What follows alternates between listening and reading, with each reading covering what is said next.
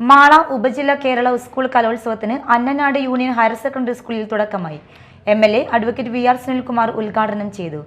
പഴയകാല ഓർമ്മകളിലേക്ക് തന്നെ നമ്മളെ കൊണ്ടുപോകുന്ന ഒന്നാണ് ഈ കലോത്സവം.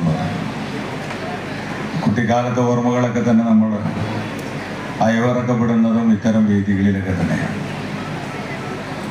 ആ ഒരു സുഖവും സൗന്ദര്യവും ജീവിതത്തിലുണ്ടാവുന്ന നല്ല അനുഭവങ്ങളും ഒന്നും തന്നെ പിന്നീട് നമുക്ക് തിരിച്ചു കിട്ടണമെന്നില്ല. സ്വതന്ത്രമായിട്ടുള്ളൊരു ജീവിതം എവിടെയാണ് നമുക്ക് കിട്ടിയത് എന്ന് ചോദിച്ചാൽ ആ സ്വതന്ത്രമായിട്ടുള്ള ജീവിതം നമുക്ക് കിട്ടിയിട്ടുള്ളത് കോട്ടൂർത്തില്ലേ.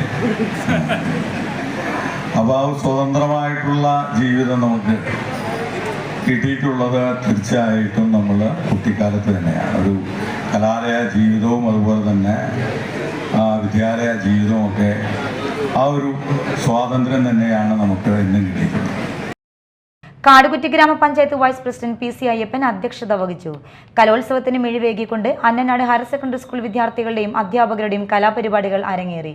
കലാമത്സരങ്ങളുടെ ഉദ്ഘാടനം സിനിമാ താരം CG പ്രദീപ് നിർവഹിച്ചു. കലോത്സവ ലോഗോ രൂപകൽപ്പന ചെയ്ത മാസ്റ്റർ ആയുഷിനെ ചടങ്ങിൽ ആദരിച്ചു. മാള ഉപജില്ല വിദ്യാഭ്യാസ ഓഫീസർ സുരേഷ് KK കലോത്സവ സന്ദേശം നൽകി.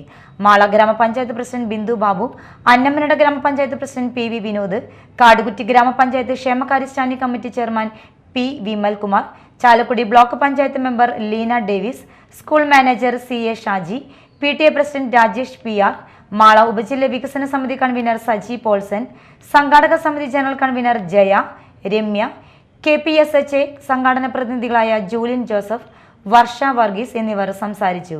തുടർന്ന് 9 വേദികളിലായി വിവിധ കലാമത്സരങ്ങൾ ആരംഭിച്ചു.